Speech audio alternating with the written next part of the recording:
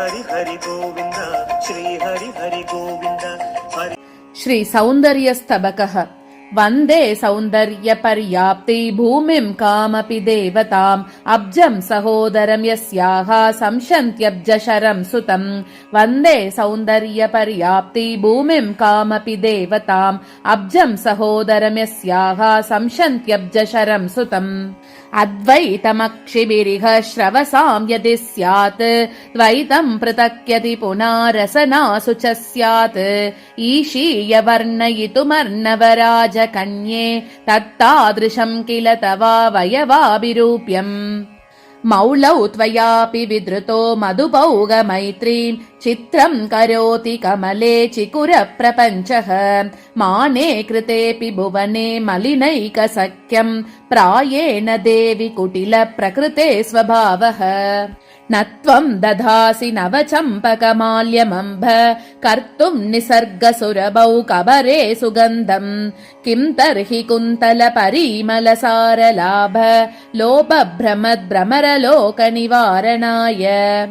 रुचं रचयितुं कचे रुचिरपुष्पवर्गैः समम् सदा वहसि भूषणं सहसुधांशुना पूषणम्। उभाव भवता मतो जननि पुष्पवन्ता विमौ तयोर्घटनयोत्तम श्रियमुपैषि तत्रार्तिकीम्।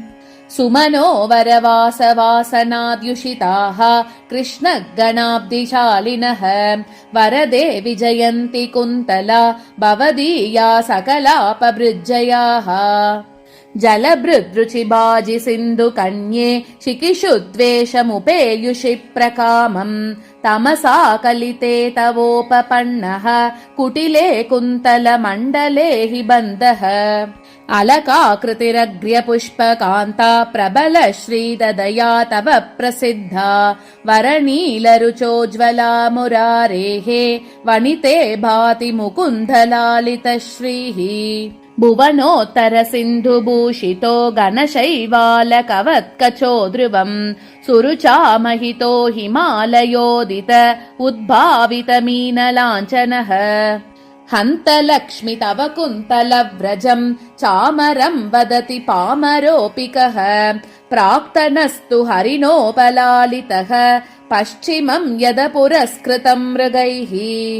सिन्दूरकान्तां जगदम्बमल्ली सराभिरामां चिकुरावलिं ते मन्यामहे देवि कलिन्दकन्यां गङ्गा सरस्वती उदिदानुशङ्काम्। सुतरामलकव्रजः प्रसूनानि अलमम्लानि विशोभितानि बिभ्रत् सुरभिस्फुरितः सुपुत्रिदात्र्याः सुमहाराम विभूषितो विभाति। आपीडयन्ति कुसुमेषु शराणि गामम् आत्मानमिति अखिलदात्रिरुषेव देवः। आपीडयत्यनुदिनं तव कुन्तलात्मनि अन्ते तमस्यघः सूनकुलं मुकुन्दः। बध्नासि हन्त सुरभौ सुमनोभिरम्भ साकं हरेरपि मनस्तव केशपाशे। आमोदमग्र्यमत एव ततेद्यनन्तं किं न क्षमं गुणवताश्रयणं गुणाय। त्रैलोक्यमातरजहत्तरुशाकमेव दृष्टं कुलं सुमनसां फलवद्दिलोके। अप्याहृतं बहिरहो सबलं प्रसूनं काल्पद्रुमं तु भवति कचमण्डनेन। सरैर्दिव्यैराम्रेडित सहज सौरभ्य सुभगम् कचं ते कल्याणी भ्रमति परितो भृङ्गनिचयः। ध्रुवं तत्सारूप्यं स्वयमभिलषन् जङ्कृतिमिषात् स्तुवन् प्रादक्षिण्यक्रममखिल मातः कलयति। प्रभोर्नाभि पद्मं भ्रमरततिरुत्सृज्य पतति स्थिरामोदालम्बे चिकुरनिकुरुम्बे जननिते। मनागब्दे कन्ये मधुरिपु समीपे परिचयः नरोचेत प्रायो ननु मधुबवर्गस्य मनसे। क्षममिदं कलशोदधि कन्यके तव कचस्थिरसौरभलोभतः। विकचसून विशेष परिमलं जहदिह व्रजति भ्रमरव्रजः। निहितास्तव कुन्तलान्धकारे निबिडे मारजनिस्थिरप्रकर्षे कलयन्ति नवस्रजो विचित्रम् कमले कामपि सौरभानुवृत्तिम् कुन्तलो नियमितोऽपि भवत्याः चञ्चलो भवति तामसरुच्या न्यक्करोति परिशोभितमाल उत्कर्षमम्ब परिपुष्यति चैनम् कञ्चालये कमपि तावकपालभागम् सञ्चातशोभमलकावलिमेलनेन उत्प्रेक्षते भुवि नकस्तरुणेन्दुमब्धेः उत्तानकालभवशैवलभारयोगम् शिरं ते वक्त्रेण श्रितचिकुरवर्गेण कमले तुलां चेदारोढुं तुहिनकिरणोऽयं स्पृहयते तदा गाढं सख्यं तिमिरनिगरैर्विन्दतु जवात् अवाप्नोतु प्रावृज्जलमुखविनाभावमपि वा पुरुषनयनयुग्मं पुष्पवन्तात्मकं ते सह निवसति हर्षात् सन्ततं वक्त्रबिम्बे तदिह जलधि कन्ये तन्महादर्शलीलां भजत इति कवीनां भारती सूनृतैव आदर्शे प्रतिबिम्बमात्रकलनादारोप्य मुग्धा जनाः मातस्त्वन्मुखकान्तिचौर्यमणगे मत्नन्ति तं पाणिभिः हासं क्रामति साधु तन्मलिनिमा हस्तेषु तेषां स्वयम् तद्यानूनमनेन साम्हि कलुषं मिथ्याभिशंसञ्जनः विकचस्य कचोज्ज्वलेन पद्मे विकलङ्गेन कथं नु पङ्कभाजः सरसेन गतस्य नीरसत्वं जलजातस्य भवेन्मुखेन सख्यम् विजितेन नुते मुखेन राजनि अपि दुर्गेश्वर मौलिपूज्यपादे वनवासितया तपस्पृहानां विजयेको विषयः कुशेशयानाम् नदवनजमहो महातपश्री कृतरुचिते मुखजन्मलिप्समानम् अपि यदि तदतः शिरस्तपस्येत् जनवदनं कमले भवेत् तथापि तदब्जमब्जश्च तवाननद्विषौ मुरारिपत्नी व्रजतः पराजयम् द्विषासहैकेन मिथो विरोधिनोः न योतुमस्ति प्रभुताद्वयोरपि त्वदास्य वसुदस्करम् ध्रुवमवैमि जैवातृकम् पयोजनिलये यतः पिहितमन्दिरायां त्वयि असौ निशि विजृम्भते पुनरपावृते धाम्निते पराचलवने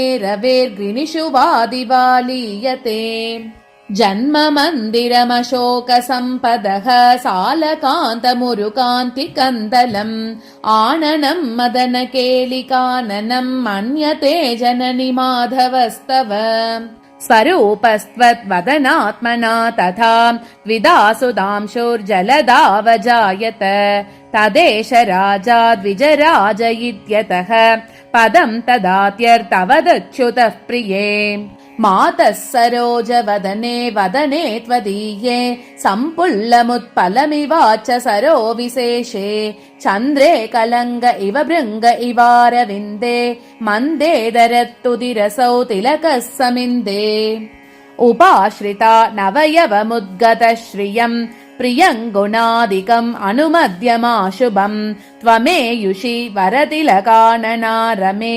सुधान्यभूरुचिरसुधाधराभ्यसि नलिनशशिनौ सिन्धोः कन्ये सरोगणभोगता त्यजन कुतुकादेतौ जातौ त्वदक्षिमुखात्मना सह निवसत सेतु कृत्य भ्रुवोर्युगमन्तरे सहजरिपुता भाजोर्जन्मान्तरेऽपि न सङ्गतिः नयनयुगलाक्रान्तं कर्णान्तयुग्ममदोक्षज प्रणयिनि तव स्रष्टा दृष्टवा भयाकुलमानसः अहह मुखमभ्याभ्याम् आक्राम्य शेषमिति ज्ञतात् किमुपरि तयोर्धीमान् सीमा विभागशिले भ्रुवौ यत्किङ्करा सरसिजानन शङ्कराद्याः देवास एष धनुजारिरपि भ्रुवोस्ते जागर्ति किङ्करतया जगदम्ब नित्यम् छन्दानुवर्तन कृतः कुटिलस्य सर्वे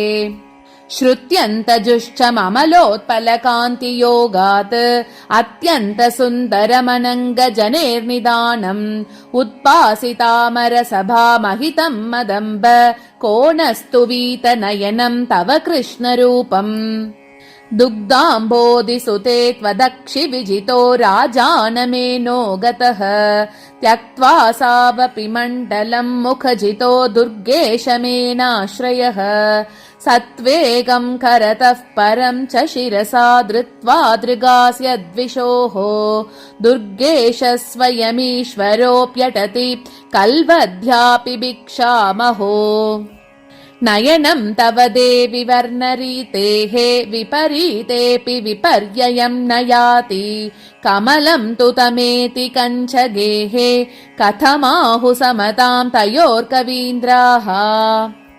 निशायामम्बत्वन्नयन सुषमा मोषकमिति कृदानूनम् राज्ञा कुवलयमिहाकारि विकचम् चकोरस्तच्चोरा चकितमनसः प्रेक्ष्य तदिदम् सुतप्तास्तत्पादम् ग्रहणमभि तन्वद्य शरणाः अमर्षाल्लोकाम्ब स्ववसुहरणीलोत्पलभृतोः अपि श्रुत्यो सीमाम् कवलयति ते नेत्रयुगलम् कुतः कल्येष्वार्तिम् न परमपराधः फलति तत् विपक्षाणाम् पक्षीकृतिरपि विषादाय भवति चक्षुः प्रमाणेन समुद्रकन्ये सीमाश्रुते सङ्कुचिता तवाभूत् न तत्र कैमुत्य नयात् कथञ्चित् उन्मेषमृच्छत् उपमानवार्ता त्रैलोक्यसन्त्रायिनि तावकीनो ध्रुवम् कटाक्षो धृतराष्ट्रजातः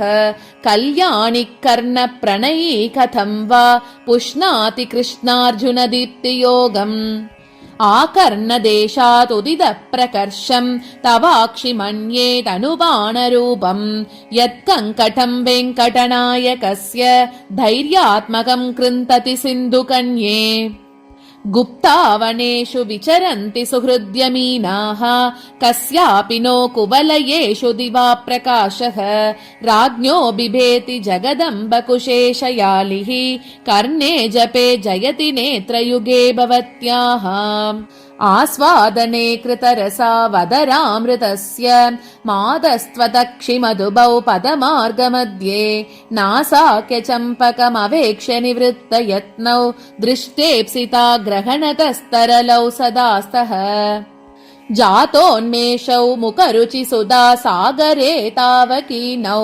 नेत्रात्मानौ जननि भुवनो जीवनौ दिव्यमीनौ न्यूनाकारान् भगवति निजापेक्षया राक्षसारेः चक्षुर्मीनान् कबलयत इत्येष जातिस्वभावः सौवर्णम् ते सिन्धुकन्ये निरुन्ध्यात् आतङ्गम् नः कर्णताटङ्गयुग्मम् नृत्यन्तीनाम् यत्र नेत्रद्युतीनाम् जालम् नीलग्रावभावम् बिभर्ति पूषा कर्णे स्वर्णताटङ्कभूषा वेषादिन्दे पुत्रनामादरेण तत्सामीप्या देवदेवि प्रसादम् नित्यम् धत्ते नेत्रपङ्गेरुहं ते त्रैलोक्याम्ब त्वद्वदम् सोत्पलान्ते गुञ्जम् गुञ्जम् सञ्चरन् सञ्चरीकः किं व्याचश्चे